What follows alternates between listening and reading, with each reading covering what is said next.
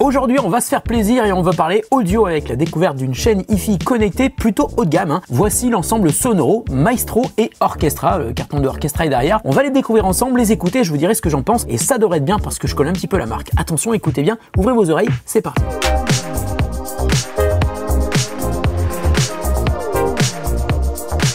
Salut à tous et à toutes, c'est Nico, j'espère que vous allez bien, moi ça va super bien, mais ça ira encore mieux quand je vous aurai vu vous abonner à la chaîne, parce que toi là, oui, toi qui me regarde et qui m'écoute, vérifie que tu es bien abonné, vérifie aussi que tu as bien activé la cloche de notification, et ça c'est super important pour nous, car quand on sort une vidéo, eh ben, tu reçois une notif sur ton smartphone, et c'est aussi important de vous voir très nombreux devant nos vidéos, c'est aussi pour ça que ça nous donne envie de continuer. Alors si c'est le cas, merci, et si c'est pas le cas, eh ben, abonne-toi ou abonnez-vous hein, si vous êtes plusieurs à nous regarder dans la même pièce, et activez la petite cloche de notification. Alors je vous l'ai dit en intro, aujourd'hui on va parler de Sonoro, c'est une marque allemande de hi-fi connecté que je connais bien puisque j'ai déjà testé 3 modèles, hein, la Prestige, la Elite et la Stream il y a quelques années. Alors la marque de fabrique de Sonoro, c'est un design plutôt froid à l'allemande, hein, mais très classe et surtout une qualité audio vraiment impeccable à l'allemande encore une fois. J'avais notamment été très impressionné par la Prestige et je pense qu'on va aller encore plus loin cette fois-ci parce qu'aujourd'hui j'ai la chance de tester la toute nouvelle chaîne connectée de Sonoro et là on est sur un tarif assez élevé puisque l'ensemble chaîne connectée plus enceinte est vendu environ 2500 € et pour ce tarif là on a évidemment plein de fonctionnalités intéressantes pour la partie audio et pour la partie connectée. Alors l'ensemble Sonoro Maestro plus Orchestra est donc constitué d'une partie centrale assez compacte. Elle intègre un ampli de 2 x 100 watts de classe D. Il y a aussi un lecteur CD qui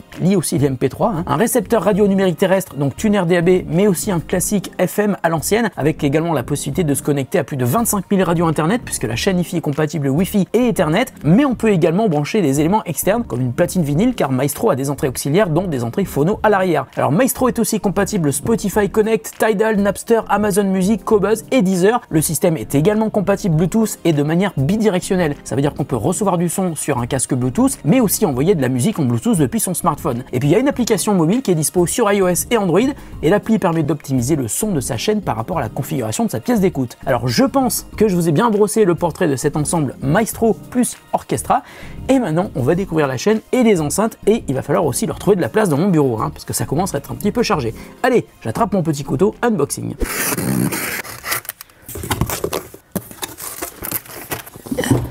Voilà. German Audio and Design, hein, c'est ce que je vous disais. Attention. Alors, je retrouve exactement la même télécommande que j'avais vue sur la première série de chaînes que j'avais testées, la Prestige et la Elite, entièrement recouverte de boutons en gomme. Ensuite, de la documentation avec un Quick Start Guide et puis une doc plutôt complète. Ceux qui ont vu mes précédentes vidéos savent pourquoi je rigole. Regardez, il y a des gants. Ils ont livré des gants avec, c'est rigolo. Donc je vais jouer le jeu et je vais mettre les gants pour unboxer cette chaîne hi-fi. Et à mon avis, s'ils livrent des gants, c'est parce que ça va être une enceinte qui est laquée. Alors dans le carton, on a donc un câble d'alimentation électrique, une antenne, je pense que ça doit être pour la radio numérique terrestre, oui c'est ça, pour le DAB, une antenne pour le Wi-Fi et une antenne pour la FM. C'est bon, il y a toutes les antennes possibles et imaginables. Et on continue. Voilà. Ouh, elle est très jolie. Là, elle est couleur noyée en walnut, donc je pense que je vais enlever les gants. Les gants, c'est surtout pour la version laquée noire. Ici, c'est du bois. Ça m'étonnerait que je mette des traces de doigts, hein, je pense. Alors, regardons tout de suite l'avant de la chaîne. Donc ici, on a un bouton pour éteindre et pour allumer. Ça doit être le capteur infrarouge, une prise casque, le lecteur CD avec le bouton d'éjection, les boutons de contrôle de navigation. Là, il y a une petite protection sur l'écran que je vais enlever.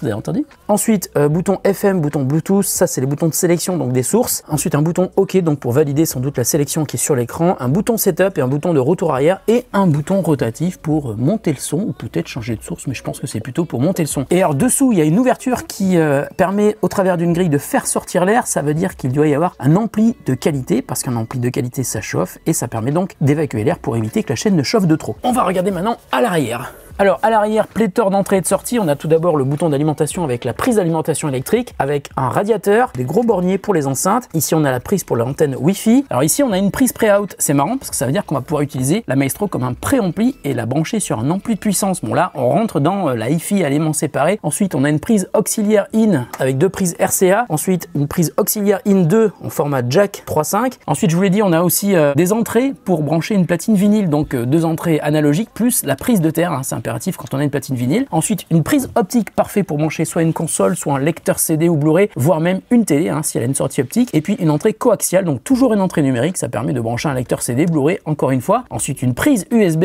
et puis une prise LAN, donc Ethernet, hein, je vous l'ai dit tout à l'heure, avec enfin une prise pour brancher l'antenne avec deux formats différents. Un format avec le câble, hein, si vous voulez le faire courir le long du mur, et puis un format avec une prise antenne qui ressemble à ce qu'on a sur une voiture. Donc voilà, je pense qu'on va pouvoir brancher l'une ou l'autre, ça sera au choix. Alors le carton des enceintes est super gros. Ah oui, je pensais pas qu'elles étaient aussi grandes en fait. Ouh.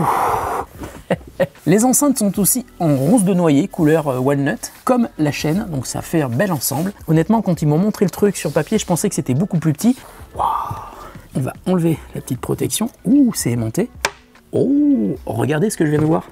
Allez, je réouvre. Ah, le design est vraiment à l'allemande, hein. C'est coupé sec, hein, mais c'est très très beau, très classe. Et à l'arrière, on a deux énormes borniers pour brancher les enceintes et un évent pour faire partir l'air. Alors je me demandais ce que c'était ces deux petits bouchons en mousse là qui étaient livrés avec, et puis j'ai vu dans la doc que ça sert à boucher l'arrière si votre enceinte est trop près d'un mur. S'il y a trop de basses, ça veut dire qu'il y a déjà beaucoup de basses sur ces enceintes. Ça permet de contenir les basses à l'intérieur de l'enceinte. Ça va dépendre de la configuration de votre pièce. Allez, je vais trouver une place pour l'installer. Alors là, j'ai installé la chaîne Sonoro, Maestro et les deux enceintes Orchestra dans cette partie du bureau. Et puis j'ai aussi branché une paire de câbles d'enceinte sur l'ampli. Voilà, maintenant on va faire la config. Alors maintenant j'allume la chaîne et j'en ai profité aussi pour mettre des piles dans la télécommande. Ça va me permettre de faire la config directement depuis la télécommande. J'ai aussi branché l'antenne derrière. Donc je l'allume et j'ai déjà accès à tous les menus. Alors si je me trompe pas, plus et moins pour naviguer à l'intérieur des menus. Alors pour l'instant j'ai l'impression qu'elle est en allemand. Je parle pas du tout allemand, ça va être un peu compliqué. Sprech, alors ça doit être ça. Ok, je pense que ça doit être la langue. Ah, voilà, c'est ça. Ok, on est passé en français. Ah, c'est beaucoup mieux. Sprechen Sie Deutsch? Non, pas vraiment. Je parle vraiment bien anglais. Je parle très bien français aussi, mais pas trop allemand, hein, je suis désolé. Alors, je vais me connecter au réseau Wi-Fi. Voilà, c'est celui-là. Et il cherche une nouvelle version du logiciel si elle est disponible, ce qui est fort possible. Et il me dit que le logiciel est à jour, donc il n'y a pas de nouvelle version. Ok, alors je vous l'ai dit, on peut connecter des écouteurs Bluetooth. Ça veut dire que je peux brancher un casque ou des écouteurs en Bluetooth, mais je peux aussi, de la manière inverse, connecter un appareil Bluetooth qui va diffuser du son vers la chaîne Wi-Fi. C'est pour ça qu'on dit qu'il y a une connexion Bluetooth bilatérale, donc dans les deux sens. Donc ça, c'est intéressant. Il y a un équaliseur qui permet de modifier le réglage des basses, des aigus. Là, je suis en train de faire la recherche des stations en DAB, donc radio numérique terrestre. Il a déjà trouvé 36 radios. Je pense qu'on devrait en avoir peut-être, à mon avis, une cinquantaine. Ce sont des radios que vous connaissez, hein, évidemment, que vous écoutez à la maison ou en voiture. Sauf que là, c'est du numérique, donc ça veut dire qu'il n'y aura jamais de décrochage comme on peut l'avoir avec la FM. On va mettre FIP, il se connecte et on va pouvoir entendre. Voilà, j'ai quand même baissé le son pour pas qu'on ait le copyright claim sur YouTube, évidemment. Maintenant, je vais essayer de voir si on peut se connecter au plafond numérique. Je pense que c'est en appuyant sur le bouton Cloud, le petit nuage avec la note de musique, et c'est ça. On arrive directement sur l'accès à Spotify, à Tidal, à Napster, à Deezer, à Qobuz, Amazon Music et même le lecteur média. Lecture média qui peut à mon avis être effectué à la fois depuis le port USB qui est derrière, mais aussi peut-être depuis le réseau. On va essayer ça tout de suite d'ailleurs, on va voir ce que ça donne. Lecteur média et voilà, c'est ça. Média partagé, donc ça c'est quelque chose qui est sur mon réseau. Voilà, il a trouvé mon NAS tout simplement. Vous n'allez pas pouvoir l'entendre parce que sinon le son va être coupé par YouTube, mais je vais lancer un morceau et je vais mettre une autre musique par-dessus. Attention, on va écouter un FLAC.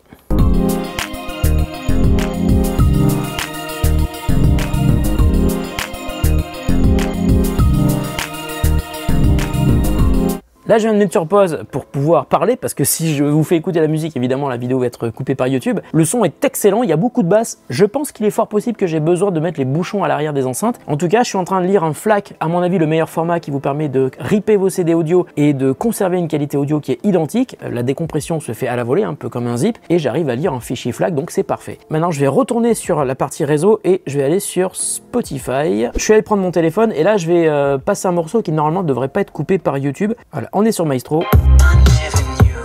Ouh,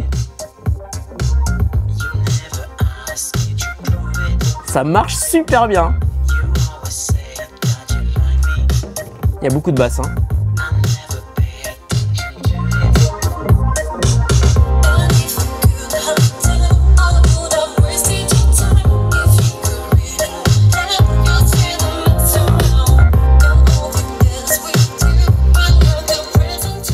Alors Alors le son est vraiment très fort. Je suis à 16 et c'est vraiment très fort. Je pense qu'il va falloir que je mette les bouchons à l'arrière parce qu'il y a quand même beaucoup de basses et les enceintes sont assez proches du mur.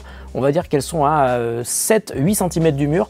Donc les basses résonnent beaucoup sur le mur. Donc maintenant qu'on a fait à peu près le tour de ce qu'on peut faire sur cette chaîne, le basique on va dire, ce que je vous propose c'est de revenir dans quelques jours et je vous donnerai un avis définitif sur l'ensemble Maestro plus les enceintes Orchestra. Je vous dirai ce que j'en pense, si pour moi le rapport qualité-prix est justifié et quelles sont ses qualités mais aussi quels sont ses défauts. A tout de suite pour vous mais dans quelques jours pour moi. Bon et bien me revoilà après plusieurs jours de tests et surtout des dizaines d'heures d'écoute de cet ensemble vraiment impressionnant qui est juste derrière moi, vraiment génial. Alors déjà une appréciation générale, une excellente qualité audio et puis beaucoup mais alors beaucoup de puissance. Et après plusieurs jours d'écoute, j'en suis arrivé à reconsidérer cet ensemble. Plutôt que de parler d'une chaîne hi-fi connectée comme je l'ai fait au début de la vidéo, je préfère le considérer comme un lecteur réseau avec une amplification de qualité hi-fi. Alors au niveau de la qualité du son déjà, c'est une très bonne surprise. L'ampli délivre une puissance très impressionnante de 2 fois 170 watts sur 4 ohms et ça tombe bien car ce sont des enceintes qui ont une impédance de 4 ohms. Les enceintes basse réflexe d'ailleurs sont très dynamiques. Elles mettent en avant à la fois les fréquences graves et médium avec un premier haut-parleur et aigu avec un tweeter dédié de manière très équilibrée avec même une légère pointe cristalline dans les aigus. Ce sont aussi des enceintes qui sont plutôt imposantes, 10 kg chacune. Alors le résultat c'est que même à fort volume, il n'y a pas de distorsion, il n'y a pas de saturation non plus. On peut aller jusqu'à 32 sur le niveau sonore, mais je vous avoue que je n'ai que très rarement dépassé les 20 parce que le volume est déjà vraiment très élevé et même à 16, donc à la moitié, c'est déjà très fort. Alors je vous l'expliquais tout à l'heure, on peut utiliser l'application Sonoro Room Correction qui permet de faire une analyse de la pièce exactement comme le permet Sonos avec sa technologie TruePlay. Alors ça marche à peu près de la même manière, on lance un son, il faut se balader dans la pièce avec son smartphone à la main qu'on agite un petit peu comme ça. Après la correction, la différence n'est pas flagrante à la première écoute. En revanche, on peut écouter avec et sans la correction et c'est là qu'on entend vraiment la différence. Par exemple, l'excès de basse dont je vous parlais à ma première écoute est beaucoup plus contenu, les basses étant plus fermes avec la correction activée. Et puis il y a aussi une application mobile sur iOS et Android, elle est gratuite, elle s'appelle Undock et elle vous permet de remplacer la télécommande de manière assez efficace, une application qui est d'ailleurs très complète. Alors au-delà de la qualité musicale, l'autre aspect intéressant sur cet ensemble, c'est le fait d'offrir évidemment l'accès à un nombre incalculable de sources audio grâce à ses fonctionnalités réseau, que ce soit en Ethernet ou en Wi-Fi. On peut accéder à de nombreuses plateformes de streaming, Spotify, Deezer, Qobuz, Tidal et plein d'autres, mais aussi au partage sur un réseau local, et ça va encore beaucoup plus loin parce qu'il y a aussi la radio numérique terrestre, vous l'avez vu, mais aussi des radios internet, et on peut aussi chercher des podcasts par pays et par thématique, et bien entendu diffuser toutes les sources en Bluetooth depuis votre téléphone ou votre ordinateur par exemple, et j'ai même testé cet ensemble branché sur mon Apple TV, donc sur ma télé, et même en Bluetooth, il n'y a aucun délai, la qualité est excellente, on est vraiment au-delà de ce que peut apporter une barre de son classique en stéréo. À certains moments, je me suis même surpris à entendre un genre de surround virtuel, et pourtant, on est vraiment sur un ensemble stéréo qui a une ouverture tellement large que ça emplit la pièce, et d'autant plus évidemment si vous écartez un petit peu les enceintes. Donc sur la qualité du son et les possibilités des sources, c'est que du positif. Sur ce point, je n'ai aucun regret. En revanche, il y a quelques petits détails pour lesquels j'ai été un petit peu déçu. Alors tout d'abord, Maestro n'est pas capable de décoder tous les fichiers en haute résolution. Parfois ça marche, mais pas tout le temps, ça dépend vraiment du débit. Et donc sur des fichiers en 48 kHz, ça marche, mais sur d'autres en 192 kHz par exemple, l'écran affiche tout simplement un message d'erreur de décodage. Ensuite, je trouve l'interface assez cheap, j'aurais beaucoup apprécié d'avoir quelque chose de plus fluide, de plus joli, ou tout simplement de plus moderne. C'est d'ailleurs exactement la même interface que j'avais vue sur la Prestige il y a déjà 2 ans, ça n'a pas évolué du tout. Bon, en résumé, un ensemble hi-fi connecté avec une excellente qualité audio, à la fois sur l'amplification, mais aussi sur ces super belles enceintes, et puis sur la partie connectée, pléthore de sources possibles pour écouter de la musique, et puis finalement, je trouve que pour l'ensemble, le prix de 2500 € est à la hauteur des prestations. C'est vraiment de la qualité hi-fi avec une ouverture sur internet et qui vous permettra aussi de lire vos CD et d'y brancher des sources analogiques et numériques. Alors si cet ensemble vous intéresse et que vous voulez en savoir plus, je vous mets des liens dans la description de la vidéo vers la Sonoro Maestro Plus Orchestra. On se retrouve très bientôt pour une autre vidéo sur The Grand Test. Prenez soin de vous et de ceux que vous aimez, mais aussi de vos oreilles. Salut à tous et à toutes et bonne musique.